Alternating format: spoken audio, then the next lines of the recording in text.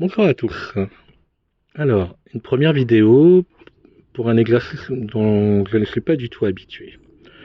Je suis relativement discret en général et je n'aime pas trop me mettre en avant, mais ces derniers temps, j'ai ce besoin, ce sentiment en tout cas, de devoir communiquer à un public beaucoup plus large que celui que je côtoie régulièrement au magasin. Pour ceux qui ne me connaissent pas, évidemment, et Dieu merci, heureusement tout le monde ne me connaît pas, je suis Stéphane, mais on me connaît surtout sous le nom, prénom espagnol Esteban de Mayana, et je suis médium de naissance. Pourquoi cette scène?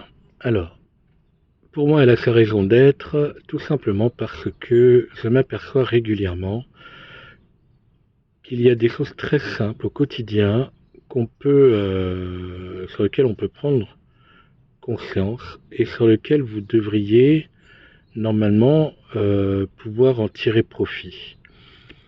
Euh, la médiumnie n'a plus de sa raison d'être, c'est-à-dire elle n'a plus de raison de faire le rôle qu'elle avait à l'époque et de rassurer éventuellement les gens sur leur avenir, puisque notre évolution est tellement importante aujourd'hui que le passé et l'avenir, évidemment, pour moi, n'ont plus vraiment d'intérêt.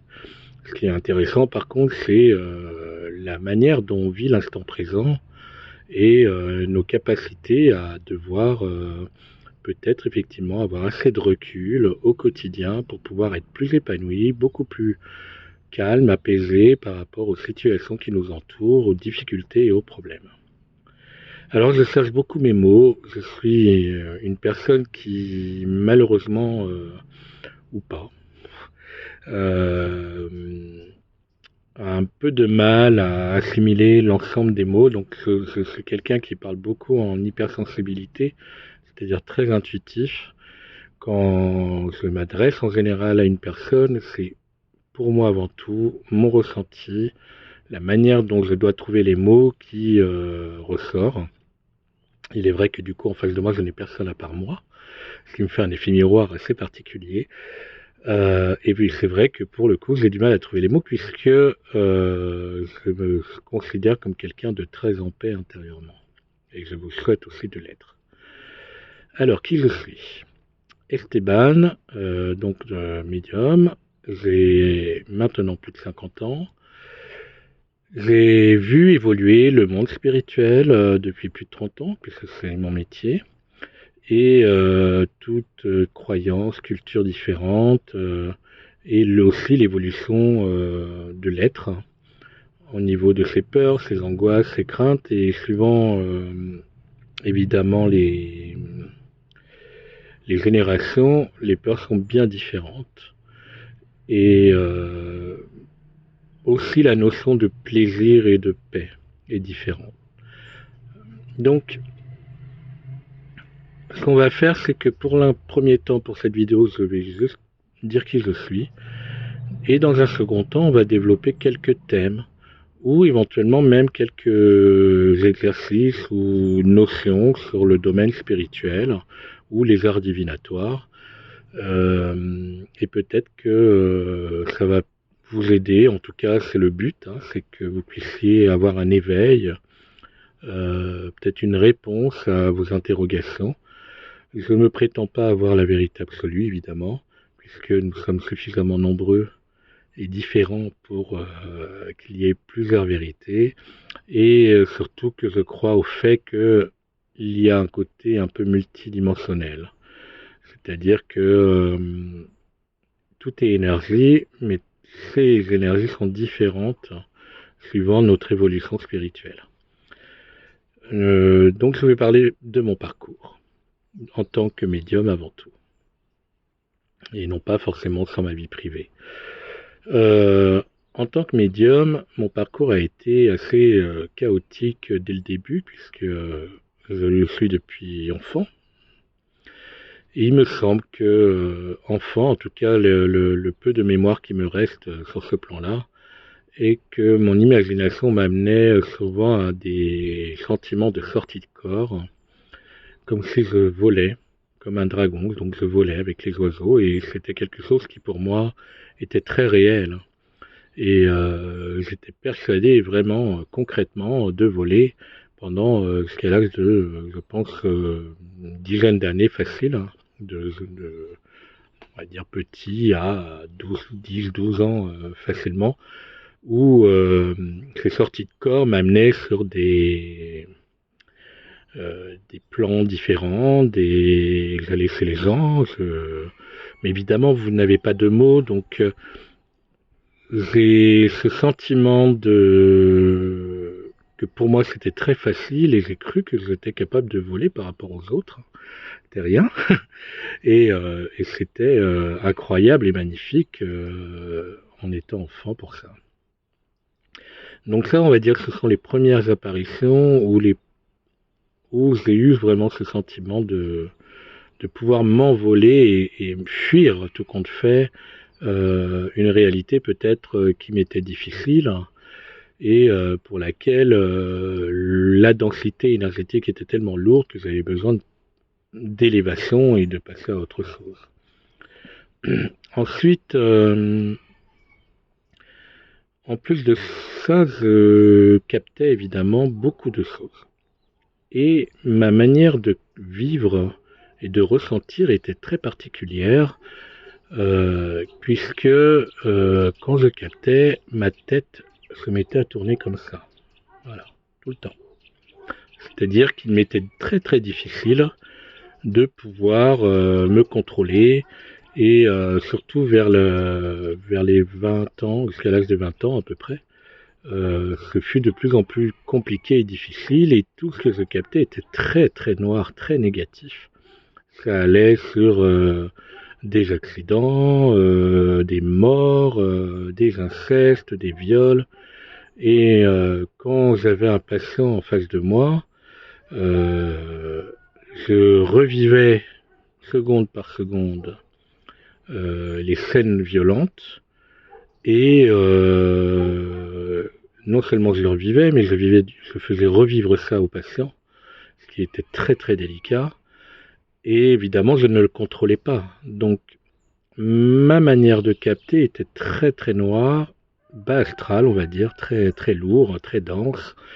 Et évidemment, ça me déstabilisait énormément puisque j'avais un combat entre que tout est amour et contre l'injustice parce que vraiment je voulais que tout le monde soit heureux et épanoui et je ne comprenais pas qu'avec une telle capacité médiumnique, je ne pouvais pas rendre les gens heureux et épanouis et moi-même, je tombais obligatoirement dans une instabilité constante vu que je ressentais des choses très lourdes et du coup énergétiquement vous attirez des choses très lourdes. Et vous en vivez pour le coup. Donc c'est une période qui a été très très compliquée, on va dire entre 18 ans et une bonne trentaine d'années, peut-être un peu moins, mais c'est la période la plus délicate pour moi sur laquelle j'ai dû être confronté autant à des thèmes comme des dégagements, exorcismes, etc., que les plans Souza, le spiritisme, et sur lesquels j'avais des voyances aussi extraordinaires. C'est-à-dire que mes ressentis m'amenaient à des films couleurs, centimètres scène par scène, seconde par seconde, et d'ailleurs mon pseudo était souvent le médium chirurgical, parce qu'effectivement j'allais vraiment dans le détail. Il m'était arrivé de voir des choses incroyables. Alors tout ça, vous allez me dire, aujourd'hui moi j'ai beaucoup relativisé, mais effectivement pour l'époque, donc je vous parle de ça dans les années 90, c'était relativement fort. Et mon ego évidemment était content, puisque ce que je disais était vrai, donc j'étais pas cinglé, je voyais des choses réelles, concrètement, qui s'étaient produites pour les gens, et au niveau même de l'avenir, donc on voyait le passé évidemment, et l'avenir, et les faits se mettaient en place, et du coup, j'ai j'ai été flatté, on va dire, forcément, en me disant, bon, bah, effectivement, tu as quelque chose par rapport aux autres. Bref. Jusqu'au moment où cette flatterie, cet ego, il est, il m'a un peu desservi. Pourquoi? Parce qu'en fait, euh, les gens vous regardent comme évidemment comme quelqu'un qui peut trouver solution à tout et vous voient vraiment comme quelqu'un d'extraordinaire. Donc ça m'a fait peur. Du haut de mes 20 ans, j'avais vraiment très très très peur de l'image que les gens avaient de moi qui était un peu trop fort, un peu trop fort quand vous avez quelqu'un de 50, 60 ans qui sort dans la rue et qui dit il m'a touché en croyant que vous êtes le Messie. En gros, c'est un peu ça. Euh, c'est quelque chose qui, en tout cas, moi, m'a beaucoup blessé et me surprend encore aujourd'hui, sur lequel j'ai toujours cette appréhension d'avoir trop d'intérêt et de trop influencer la personne qui est en face de moi. Puisque le but, quand même ultime, je le rappelle, c'est que vous puissiez vous-même, être dans votre vérité et de ne pas douter de vos vérités. Donc, ça a été premier choc, on va dire concrètement, sur lequel je me suis dit, au niveau de l'humain, j'ai un gros travail à faire et je ne peux pas rester à simplement faire de la voyance en, en essayant d'aider au mieux. Bon, à l'époque, il n'y avait pas beaucoup de médias et de personnes qui parlaient de tout ça. Nous n'avions pas encore Internet, si on arrivait au Minitel. Et ça restait, je pense, d'après moi, une expérience très très riche, mais sur laquelle, du coup, le fondement était beaucoup sur le bas astral et les lourdeurs, tout ce qui est violent et tout ce qui est lourd. Et pourquoi pas? Parce qu'effectivement, l'humain retient beaucoup plus le mal que le bien, malheureusement. Et il est vrai que j'ai rejeté à un moment donné toute cette médiumnie. Je ne voulais plus et m'est même arrivé de vouloir tomber aveugle et d'ailleurs je l'ai été pendant quelques dizaines de secondes à un moment donné où je ne voyais plus rien parce que mon souhait était de rester enfermé entre quatre murs et simplement de dire les messages à travers un mur,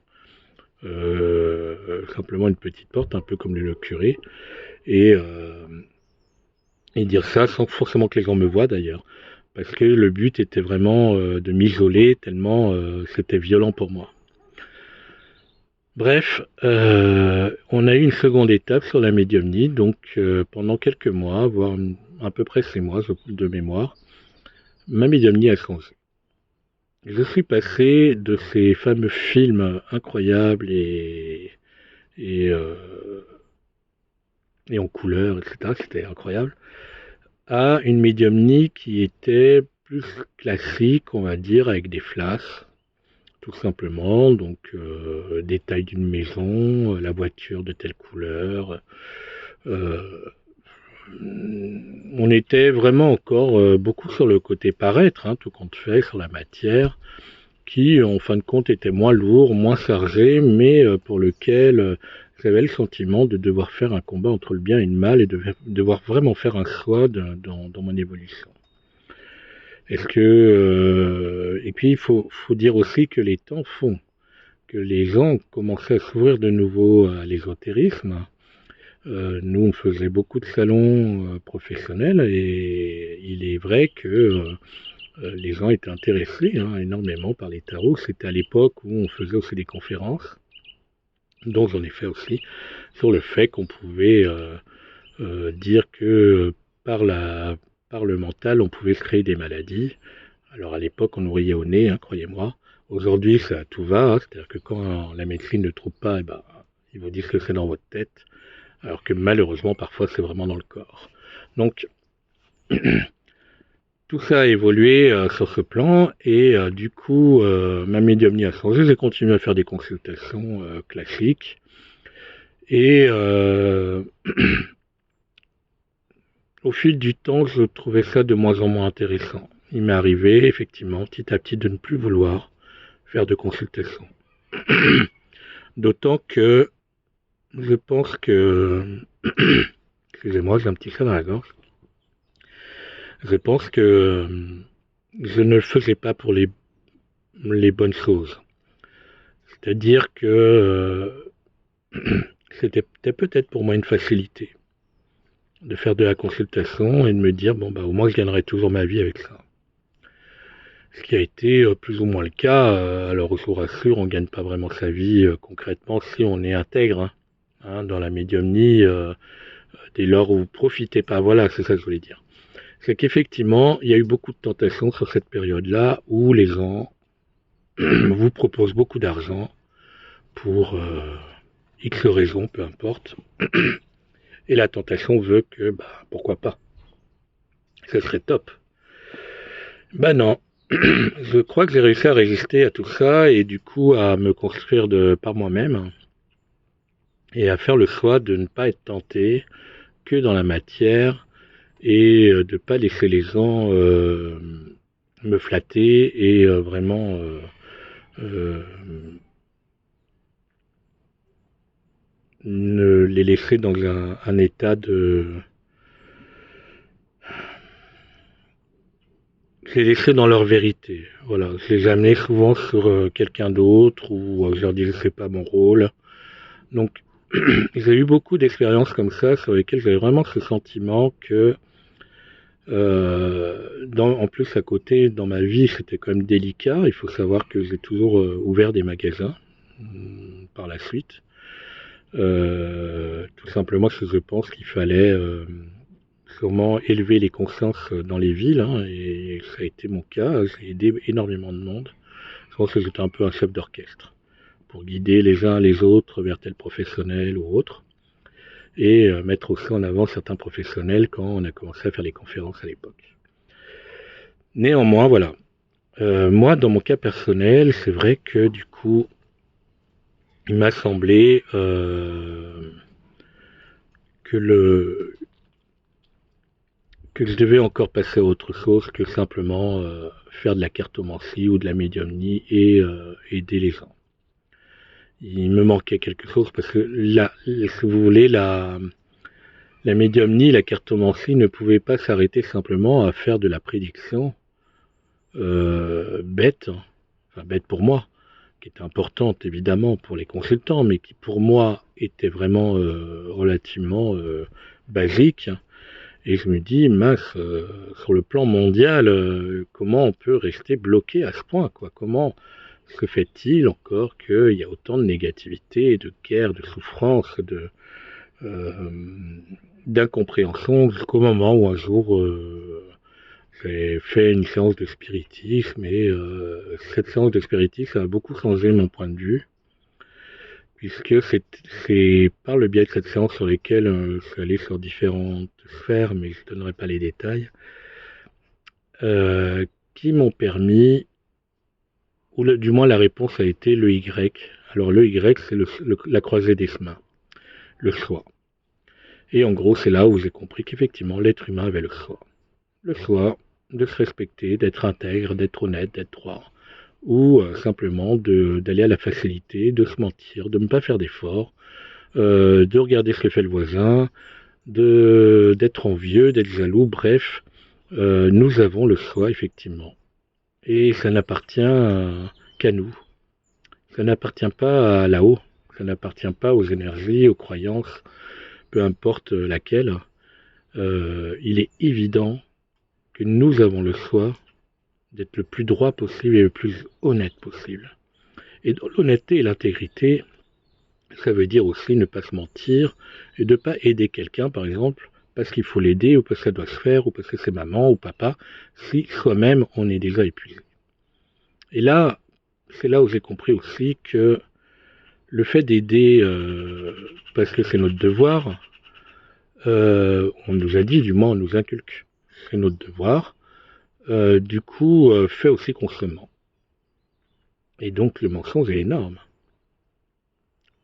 Et c'est pour ça que, à ce moment-là, encore une fois, ma médiumnie a encore changé. On est allé évoluer sur d'autres plans. Et du coup, quand je voyais les gens en médiumnie, je les voyais comme un couloir blanc avec des petits tiroirs que je tirais. Et chaque tiroir correspondait à une énergie spécifique, un sentiment, une émotion, peu importe. Et c'était très facile pour moi, parce que du coup, j'allais vraiment à l'essentiel. Et ça a été une phase qui a été très très rapide, puisque ça a dû durer 3-4 ans, et ma médiumnie a encore évolué différemment. Et aujourd'hui, je ne fais plus qu'un, en quelque sorte. C'est-à-dire qu'il n'y a plus de corps, il n'y a plus cette densité. Il n'y a que énergie et lumière, et de paix. Et ça, c'est primordial. L'angoisse, l'énervement, les peurs, les rires, parfois la folie, ne me touchent plus beaucoup, voire me touchent quasiment pas. Car pour moi, le fait de ne faire qu'un en énergie, c'est de ne plus être quasiment incorporé. Alors vous allez me dire, oui, on est sur Terre, etc. Alors oui, ma mission aujourd'hui est d'être sur Terre et d'avoir un bon ancrage surtout pour pouvoir continuer à peut-être communiquer et donner mes points de vue, mes vérités, mes ressentis aux personnes qui verront, pourquoi pas ces vidéos ou qui me verront en conférence.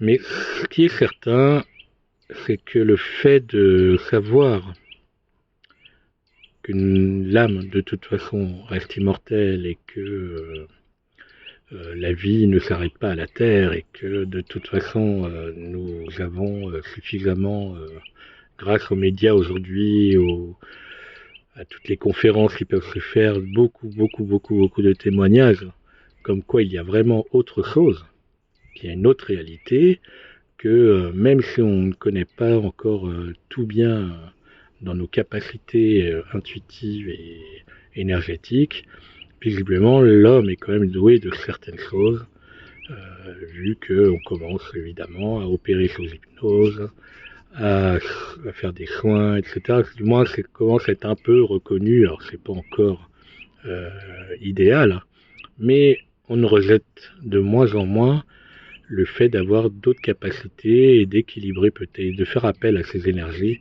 pour aider les gens et les patients. Et après tout, c'est l'essentiel. C'est pas la croyance qui est essentielle. Ce qui est essentiel, c'est de faire au mieux pour le patient. Donc, d'après moi, je pense que j'ai cette capacité. Comment je pourrais vous donner voilà, je vais vous donner une image d'un arbre. Vous avez un arbre. Un arbre, s'il n'a pas de racines, c'est-à-dire s'il n'est pas stable et n'est pas ancré, c'est le problème de beaucoup de gens spirituels d'ailleurs, puisque les gens spirituels souvent sont vraiment là-haut et travaillent sur d'autres plans, d'autres énergies, mais évidemment l'ancrage, le côté stabilité, terre, ils l'ont moins et du coup qu'est-ce qui se passe? Pour beaucoup, ils sont loin de la réalité, du coup ils n'arrivent pas à aider comme il faudrait les patients et l'être humain, et du coup vont rester, vont s'éveiller, certes, sur d'autres plans, pourquoi pas, mais peuvent très bien aussi tomber de très haut, voire rejeter la spiritualité parce qu'ils n'ont pas la stabilité. Un arbre, s'il n'a pas ses racines, un coup de vent, il part. Donc c'est un peu l'image que je voulais vous donner. Avec ses racines, en fait, il a cette élévation et il a son ancrage. Et c'est important d'avoir les deux. C'est important parce que nous sommes sur Terre, qui est une énergie très dense, qui est lourde, et notre mission de vie est d'être là. Donc dès lors où on est sur Terre, c'est qu'on a nos raisons. Chacun sa mission, chacun a son but, et je pense que tout le monde est utile. On a tous l'effet miroir de quelqu'un. On a tous une raison d'être. Donc, pour le coup, à part effectivement être sûr de soi et vraiment de ne pas douter de qui on est, vous verrez que vous avez tous vraiment votre valeur. Et c'est primordial. Tout ce qu'on traverse, tout ce qu'on subit en positif ou en négatif, toutes nos expériences sont utiles pour avoir une meilleure compréhension de l'être. de soi déjà avant tout, puisqu'il faut bien se connaître pour pouvoir évoluer au mieux, mais évidemment aussi de l'autre, des gens qui nous entourent, de notre environnement.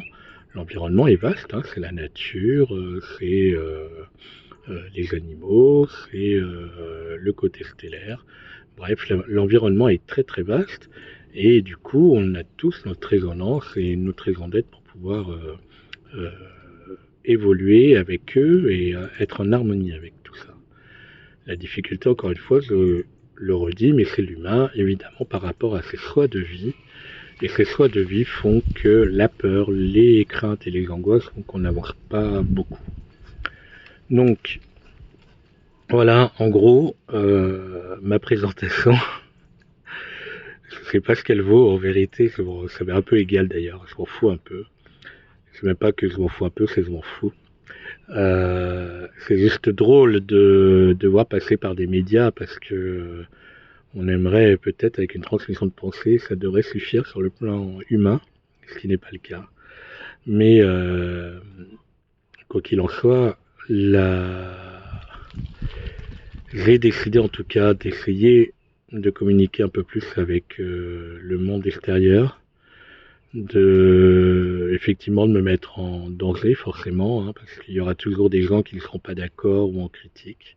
J'espère qu'il n'y en aura pas trop, sachant que de toute façon, dès lors où on essaye de mettre le respect et l'intégrité et la lumière de chacun en avant, les trois quarts du temps, l'être humain n'aime pas trop ça en fin de compte.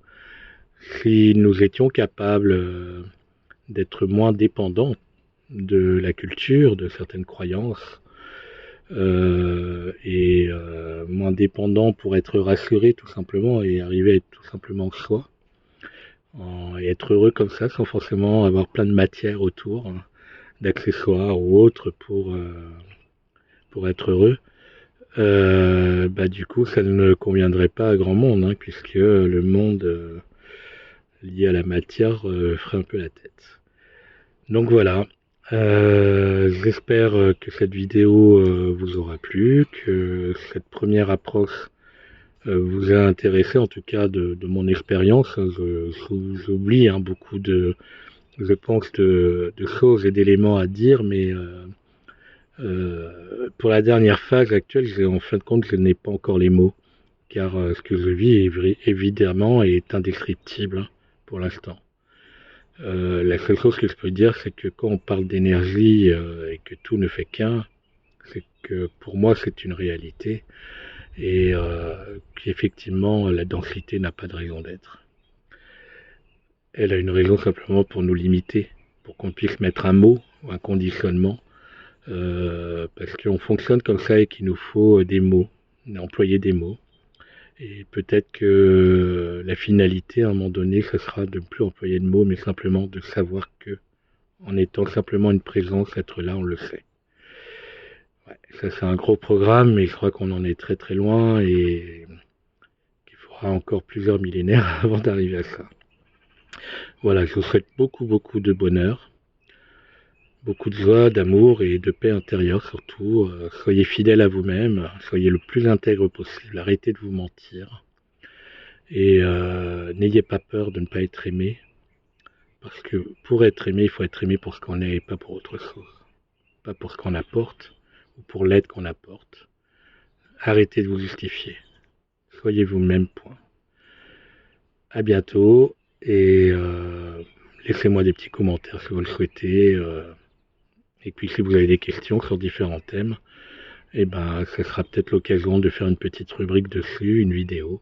En tout cas, pour une première, je suis assez satisfait de moi. Et elle est sans filtre, hein, elle est directe. Donc merci à vous et à bientôt pour les conférences, notamment sur Nice. Et on verra ce que vous en pensez. Ciao, ciao.